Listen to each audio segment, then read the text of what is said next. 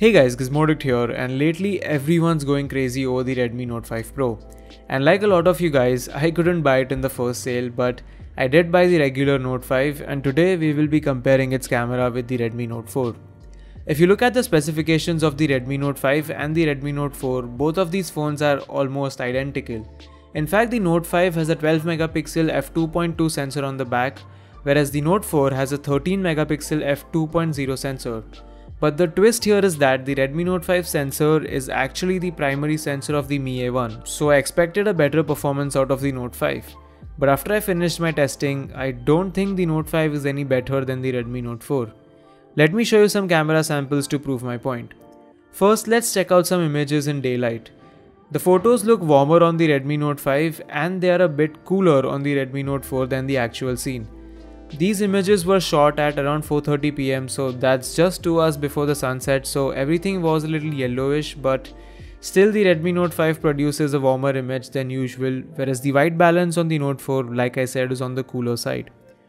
One more thing to note here is that the bokeh effect is slightly better on the Note 4 because it has an f2.0 sensor as compared to the f2.2 sensor on the Note 5.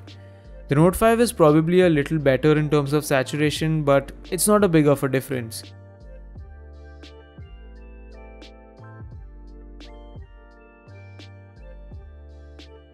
Jumping to indoor conditions, even here the scenario is still the same. The Note 5 has a slightly warmer image, so the reds and the greens look better on it, but the Note 5 has more noise as compared to the Note 4.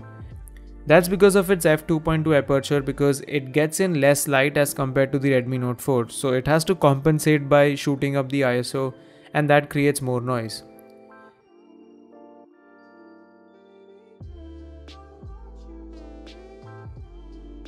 Now finally, moving on to extremely dimly lit scenarios here, both of the phones are almost equal in terms of their image quality. But the Redmi Note 4 is actually surprisingly good in some of the photos. Once again, that's probably due to the slightly wider aperture on the Note 4. But for a majority of the shots, both of these phones are pretty much the same. There's also a 5 megapixel front-facing camera on both of these phones, but unfortunately the display on my Note 4 is broken, so I couldn't test out the front-facing camera. But nevertheless, it's the same as the Redmi 5, so you can go watch my Redmi 5 versus the Redmi Note 4 camera comparison and you will get an idea about it. The Redmi Note 5 can also shoot 4K videos. The video output is decent, it's not the best, but it's doable for a 10,000 rupee smartphone. So finally, to conclude, I'm honestly confused because I don't know what was Xiaomi thinking with the camera of the Redmi Note 5. Do note that the Redmi Note 5 is actually the Redmi 5 Plus, which has the same camera as the Redmi 5, and both of these phones are successors to the Redmi 4. So the cameras are definitely an improvement over the Redmi 4, but as we saw, they aren't really that better than the Note 4. So if you're debating between the Redmi Note 4 and the Redmi Note 5 just on the basis of camera, then the difference isn't that much and you can stick to the Note 4.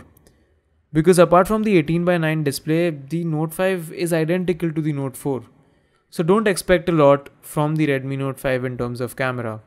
That wraps up this video. If you feel like being awesome, then do like it and also subscribe to the channel. You can also catch some more behind the scenes content on my social media pages, so do go and follow them. That's it for now. Thanks for watching, and I'll be back in your notifications very soon.